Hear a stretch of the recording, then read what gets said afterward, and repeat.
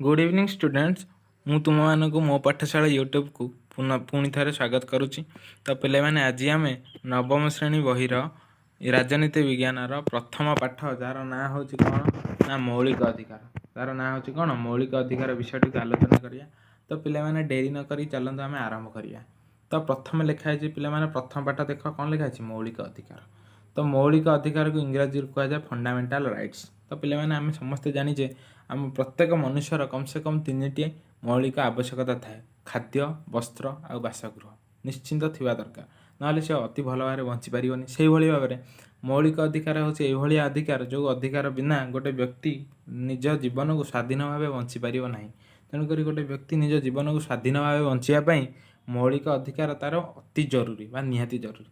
तो चलतु ये मौलिक अधिकार एमती कौन अच्छी जे यह व्यक्ति बहुत जरूरी आम से विषय जाना और मौलिक अधिकार समस्त जिनस को आम भल भाव में जाना। तो फास्ट आम आरंभ करिया चलो। ताले कौन लिखाई पे देख गणतंत्र लक्ष्य है व्यक्तिर व्यक्तित्वर विकास। ताले गणतंत्र माने कौन पे आग बुझ। गणतंत्र माने कौन गण माने लोकतंत्र माने शासन। तो जोठारे लोक मानकर शासन चली थाए ताहाको कौन कह जाए गण जो गणतंत्र कह जाए। ताले गणतंत्र जिते सब गणतांत्रिक राष्ट्र अच्छा तार लक्ष्य कौन व्यक्तिर व्यक्तित्वर विकास। केमती गोटे व्यक्ति विकास करिए उन्नति करियो। तेणुक गण एथिलागि कौन से कारण कौन दरकार ना व्यक्तिर स्वाधीनता और राष्ट्रर क्षमता मध्य कौन दरकार भारसाम्य रहा दरकार। ना कि राष्ट्र को समस्त क्षमता देदेव ना कि व्यक्ति को समस्त क्षमता देदेव। तांका भितर कौन रहा दरकार भारसाम्य रहा दरकार है। ठीक भाव कौन रहा दरकार भारसाम्य रहा दरकार। तो से विश्वर अनेक गणतांत्रिक राष्ट्र ये भारसाम्य रक्षा करने नागरिक मानक कौन दिखाई मौलिक अधिकार प्रदान कराई। ये भारसाम्य रही कौन दिखाई प्रत्येक गणतांत्रिक राष्ट्र नागरिक मानक मौलिक अधिकार दिखाई पिला माने। ताले मौलिक अधिकार कौन करता है ये मौलिक अधिकार व्यक्तिर व्यक्तित्वर विकास करने सहित राष्ट्रर स्वेच्छाचारित क्षमता को संकुचित करता है। व्यक्तिर तो विकास करता है ता सहित राष्ट्र जदि मन इच्छा कौन नीति नियम लागू कर नियंत्रण कर मुख्य भूमिका बा बड़ भूमिका ग्रहण करता है किए ना आमर मौलिक अधिकार। तेणु प्रत्येक गणतंत्र राष्ट्रर नागरिक मानक यही मौलिक अधिकार दि जाए। तो पे देख तापर कौन लिखाई सब गणतांत्रिक राष्ट्र को दि जाए। से भाई भारत भी एक कौ राष्ट्र गणतांत्रिक राष्ट्र से अन्य गणतांत्रिक राष्ट्र पर भारतर नागरिक मानक मौलिक अधिकार प्रदान कराई।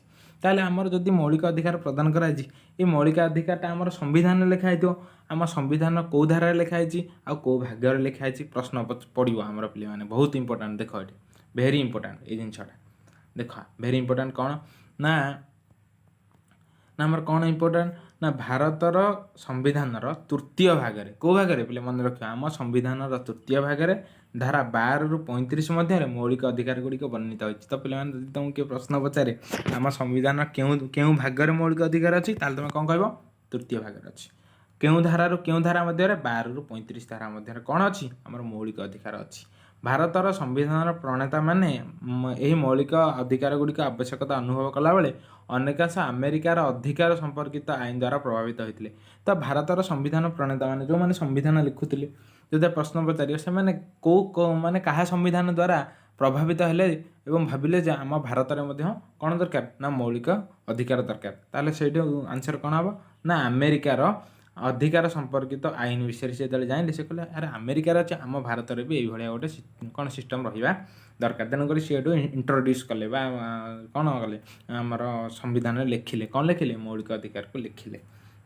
आमर ये अधिकार गुड़ी को मौलिक अधिकार कहुए। ताले से जो अधिकार गुड़ी को कौन कहुए जो अधिकार गुड़ी को लिखिले आम कौ भाग भाग 3 रे धारा 12 ରୁ 35 मध्य मौलिक अधिकार कहुए।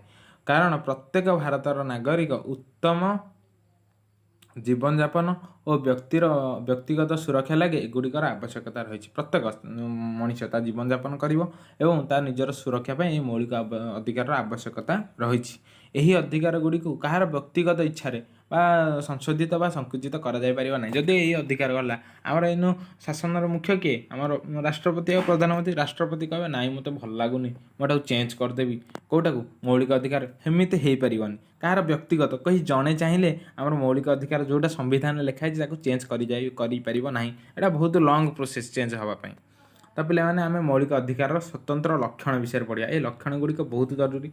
हाँ, से लक्षण विषय पढ़ा जमी आमको ज्वर हेल्ले आमको थंडा हुए खास हुए यहाँ है तार लक्षण से मौलिक अधिकार कौन कौन लक्षण रही देख। तो पे अति सर्ट्रे कहीदेवी तुम से सर्ट नोट गोटे कॉपी आन पेन आन से सर्ट नोट लिख तुम थरक तुम मन रही। तो मौलिक अधिकार स्वतंत्र लक्षण कौन कराई कर देती कौन यह व्यक्तिर व्यक्तित्व में पूर्ण परिप्रकाश करिवारे अत्यंत सहाय्य करता है किए मौलिक अधिकार। ताले पॉइंट कौन लिखिया व्यक्तिर व्यक्तित्वर संपूर्ण विकास बा परिप्रकाश करता है किए मौलिक अधिकार। सेकेंड कौन करता है सरकार स्वेच्छाचारी शासन उपर अंकुश लगे जाए। सरकार मन इच्छा कौन आईन आनीपारे कि मन इच्छा आम उपर अत्याचार करें जमी आगु राजा राजुड़ा शासन था। हाँ, मन इच्छा सी करदे जहाँ को आम जी गादी बसला से जहाँ चाहूला से करता ये हो पार ना। सरकार स्वेच्छाचारी शासन उपर किए नियंत्रण करता है आम मौलिक अधिकार नियंत्रण करता है। यहाँ सेकेंड पॉइंट। थर्ड पॉइंट कौन यही अधिकार गुड़िक परिवर्तन बा प्रत्याहार साधारण आईन बल में अति साधारण आईन द्वारा यह चेंज कर गोटे बहुत लंग प्रोसेस जोटा कि तुमको पूर्वर कहली। तापर 4 रे कौन भारतर समस्त नागरिक जाति हो धर्म वर्ण लिंग निर्विशेष समान भाव में समस्ते ये अधिकार को उपभोग करें। से जो धर्मर हो जो जातिर हो समस्ते निर्विशेष समान भाव यही अधिकार को उपभोग करेंगे। यही मौलिक अधिकारटा कौन सी निर्दिष्ट जाति नुह। आमर तो जान भारत में सॉरी आम ओडिशा कौन अच्छी बहुत गुड़े जाति अच्छी। हाँ, किए कौच जाति से जाति एत सब जाति अच्छी धर्म अच्छी हिंदू अच्छी मुसलमान अच्छा ख्रीस्टियान अच्छा बहुत गुड़े धर्म अच्छी किंतु यही कौ धर्म केवल यही धर्मर लोक मैंने मौलिक अधिकार पाइबे कि यही धर्मर लोक मैंने मौलिक अधिकार पाइबे एमती नुह। सी जो जाति हो जो धर्म हो जो वर्ण हो बा जो लिंग हो से पुआ हो झी हो कि से जहाँ हो से समस्ते कौन पाइबे मौलिक अधिकार उपभोग करें। समस्त ये क्षमता अच्छी।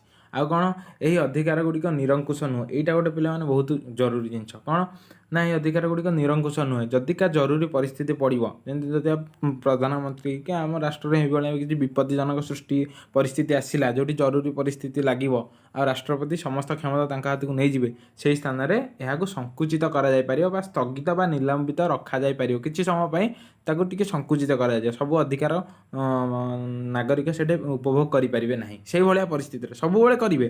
जदि किसी जरूरी परिस्थिति पड़ा ताहले सेठी किसी संकुचित हम कौन संकुचित माने आम अधिकार टी कम पाइबा अधिकार अधिकार आमर किसी चाहिए स्थगित रखा जापर। ये अधिकार को आम बर्तमान जरूरी परिस्थिति लगी जाए आम ताकू कौन व्यवहार करें ना बोली कहीपर है राष्ट्र जो आम मौलिक अधिकार। तापर कौन लिखाई संविधान प्रदत्त मौलिक अधिकार को संकुचित बा प्रत्याहार करने क्षमता केवल संसदर रही। ताहले ये आउ गोटे जिन संविधान प्रदत्त जिते सब मौलिक अधिकार अच्छी मौलिक अधिकार ताकू चाहिए संकुचित करवा बा प्रत्याहार करवा बाहर करदे ताहले सेटा केवल क्या हाथ रही केवल संसद हाथ रही। यहाँ मन रख संसद जदि चाहिए ताहले से मौलिक अधिकार गुड़िक कौन कर संकुचित कर प्रत्याहार कर व्यतीत आउ कहीं नुह आउ केबे गोटे इंडिविजुअल लोक बा व्यक्तिगत लोक चाहिए यह परिवर्तन करना। तो पे मैंने तापर देख आहरी कौन दे कौन दे यही अधिकार गुड़िक न्यायालय प्रतिपादनीय अर्थात कौन से नागरिकर मौलिक अधिकार क्षीण हेले से न्यायालय आश्रय नहीं पार। आ गोटे कौन न्यायालय जो आम मौलिक अधिकार लक्षण जदि कौन व्यक्तिर मौलिक अधिकार क्षीण होता मौलिक अधिकार को किए दबाइबा चेष्टा कर न्यायालय द्वारस्थ हो पार। न्यायालय द्वारस्थ क्या द्वारा हम धारा 32 अनुसार जो सांविधानिक प्रतिकार अधिकार पढ़ा आम मौलिक अधिकार से तुमको भल भाव बुझेदेवी बुझे।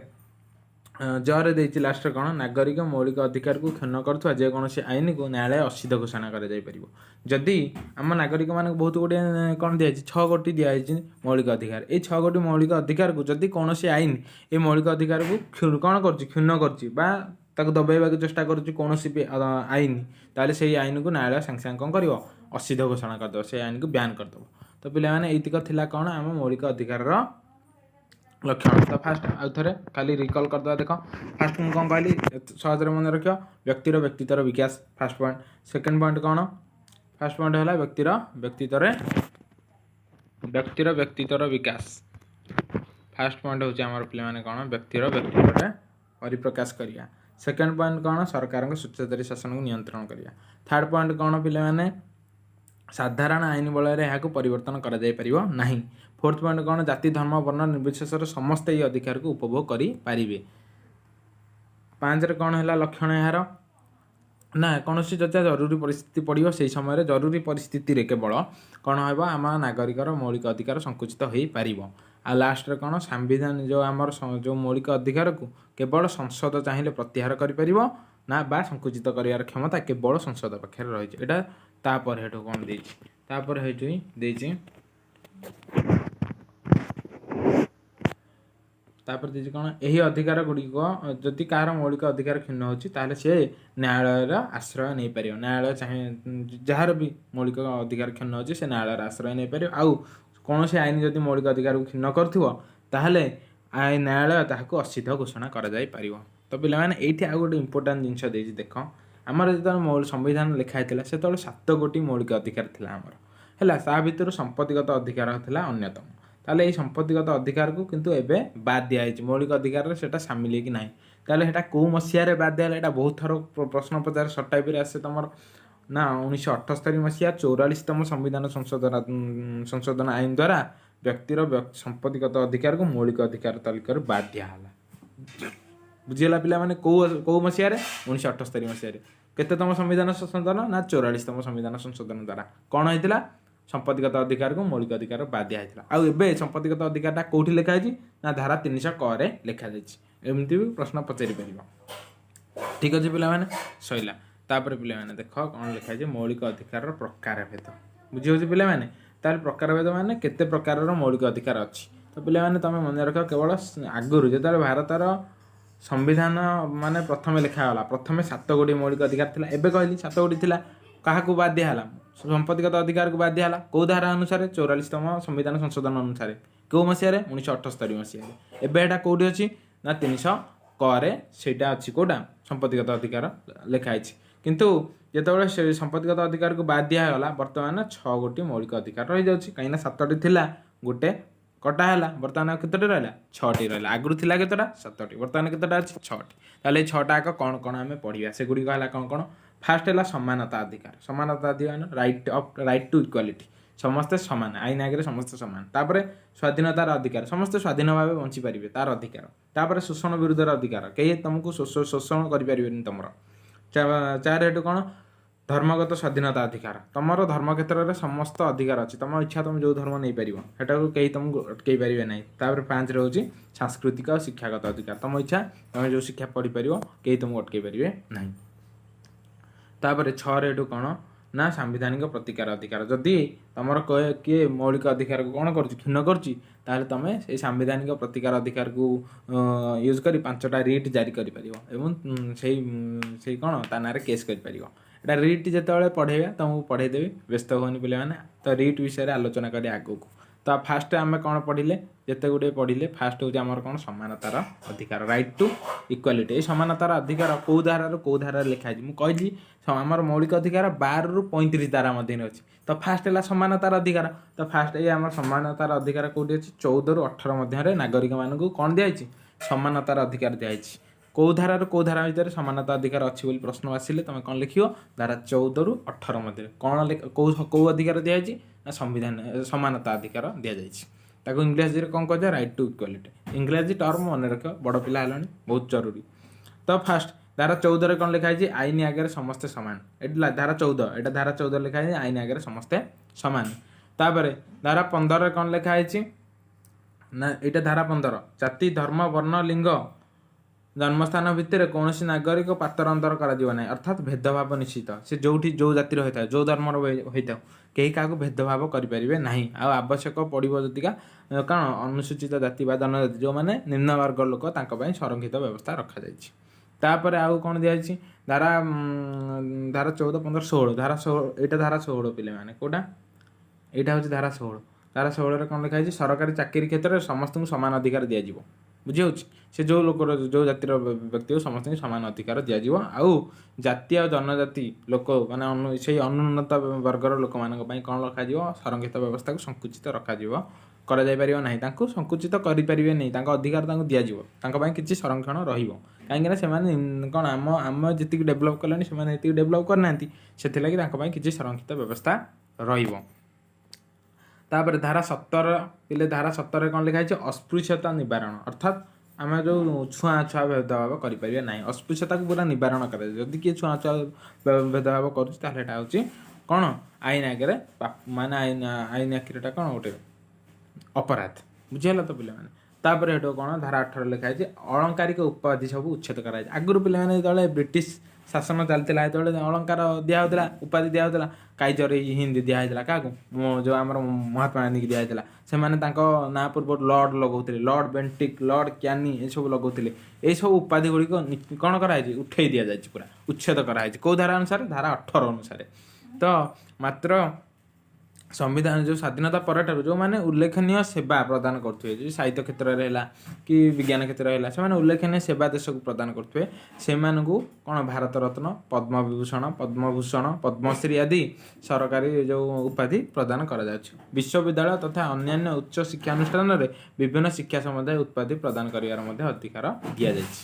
ବିଶ୍ୱବିଦ୍ୟାଳୟ କିଏ ହେଲା, କାହାକୁ PhD ଦିଆହେଲା, ତା ପୂର୍ବରୁ ଡକ୍ଟର ଲାଗୁଛି କି ନାହିଁ, ସେଇଟା ଗୋଟେ ଉପାଧି ତାଙ୍କୁ ଦିଆଯାଉଛି। ଏଇଟା ଦିଆଯାଇପାରିବ, କିନ୍ତୁ ଯେଉଁ ଆମର ଆଳଙ୍କାରିକ ଉପାଧି ସବୁ ଥିଲା ସେସବୁକୁ ଉଚ୍ଛେଦ କରାଯାଇଛି। ତ ଆଉ ଥରେ ରିକଲ୍ କରିଦେବା ପିଲାମାନେ, ଧାରା 14ରେ କ'ଣ କ'ଣ ଲେଖାଯାଇଛି। ଆମର ସମାନତାର ଅଧିକାର ହେଉଛି ଧାରା 14ରୁ 18। ଧାରା 14ରେ ଲେଖା ହେଇଛି ଆଇନ ଆଗରେ ସମସ୍ତେ ସମାନ। ଧାରା 15 ଲେଖା ହେଇଛି ଭେଦଭାବ ପାତରଅନ୍ତର କରାଯିବ ନାହିଁ। ସେ ପୁରୁଷ ହେଉ ନାରୀ ହେଉ କାହା ଭିତରେ ପାତରଅନ୍ତର କରାଯିବ ନାହିଁ। ଜାତି ଧର୍ମ ବର୍ଣ୍ଣ ଲିଙ୍ଗ ସେ ଯାହା ବି ହେଉ କାହା ଭିତରେ ପାତରଅନ୍ତର କରାଯିବ ନାହିଁ। ଆଉ ଧାରା 16ରେ କ'ଣ ଲେଖା ହେଇଛି ନା ସରକାରୀ ଚାକିରି କ୍ଷେତ୍ରରେ ସମସ୍ତଙ୍କୁ ସମାନ ଅଧିକାର ଦିଆଯିବ। ଧାରା 17ରେ କ'ଣ ଲେଖା ହେଇଛି ଅସ୍ପୃଶ୍ୟତା ନିବାରଣ, କେହି କାହାକୁ ଛୁଆଁ ଭେଦଭାବ ନିବାରଣ କରାଯାଇଛି। ଆଉ ଧାରା 18ରେ କ'ଣ ଲେଖା ହେଇଛି ଅଳଙ୍କାରିକ ଉପାଧି ଯେଉଁ ଅଛି ସେସବୁ ଉଚ୍ଛେଦ କରାଯାଇଛି। ମାତ୍ର ଉଲ୍ଲେଖନୀୟ ସେବା କ୍ଷେତ୍ରରେ ରାଷ୍ଟ୍ରପତିଙ୍କ ଦ୍ୱାରା କ'ଣ ଦିଆଯାଏ, ଭାରତ ରତ୍ନ, ପଦ୍ମବିଭୂଷଣ, ପଦ୍ମଭୂଷଣ, ପଦ୍ମଶ୍ରୀ ଏହିସବୁ ଉପାଧି ଗୁଡ଼ିକ ରହିଛି। ତ ପିଲାମାନେ ଏତିକିରେ ଆଜି ଆମର କ୍ଲାସ୍କୁ ଏଣ୍ଡ କରିବା। ତ ପିଲାମାନେ ଏତିକି ଲାଷ୍ଟକୁ କହୁଛି, ଯଦି ତୁମମାନଙ୍କୁ ମୋ ପାଠପଢ଼ା ଟିକେ ଭଲ ଲାଗିଥିବ ତାହେଲେ ମୋ ଚ୍ୟାନେଲକୁ ଲାଇକ୍ କର, ସେୟାର କର, ସବସ୍କ୍ରାଇବ୍ କର। ଥ୍ୟାଙ୍କ ୟୁ ପିଲା।